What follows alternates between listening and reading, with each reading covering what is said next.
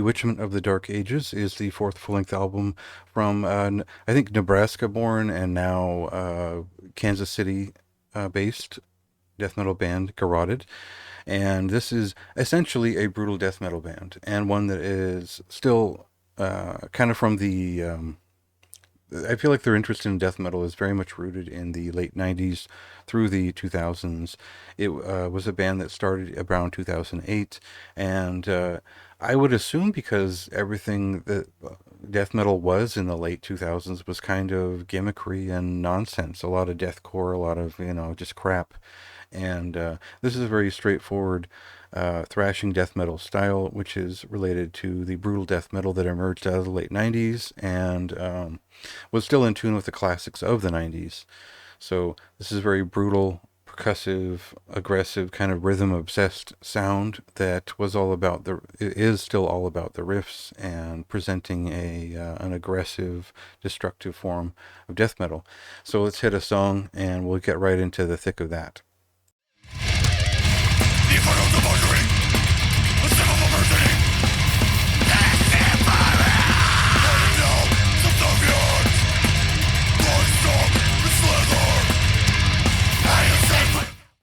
So as much as I could go through the history here, it's pretty straightforward. Every album from this band has been better than the last, and they've incorporated some black metal influences over the years.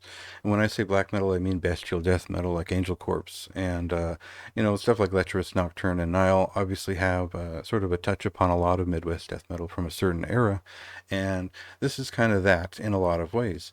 But you also like if you're a fan of Vader from the late '90s through the maybe Sothis and Litany and all that, you'll get this album in terms of a lot of its movement. So there's kind of a broad feeling of brutal death metal there, while there's also just a 2000s death metal feeling too, which you could probably give you've probably been saturated with that over the years if you were alive during that decade. But for me, it's a thing where you just know when it's done well. Yes, there was a lot of it back then. There are a lot of bands that sounded like that, and there's still a lot that try to, but this is a especially good one.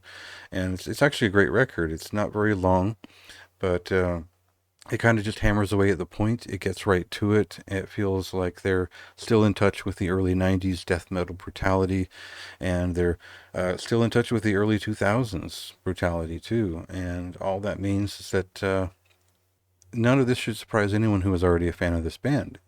Great band. The big thing here that I would emphasize is that the production values have given a dynamism and like a charisma to the band that really shows up on record better than it ever has before. This was always a band who were kind of always fighting for space around the mic, and now we get the full spread here with this recording. And I think that now we're hearing the bass lines all the way through an entire song. Now we're hearing the fantastic drummer. This guy, he's just like done great work since the first record in terms of like brutality, and their old records have like a pinging snare that it's just nice textural touch to those records. And there's just a lot to love about this record now that you can just really get a good sense of what everyone is doing all at once. It really adds to the experience, and it makes it probably, I would say, their best record to date.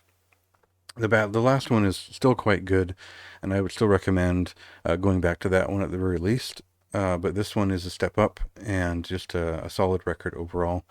And it does end up being one of my highest recommendations of the month, and worth checking out now.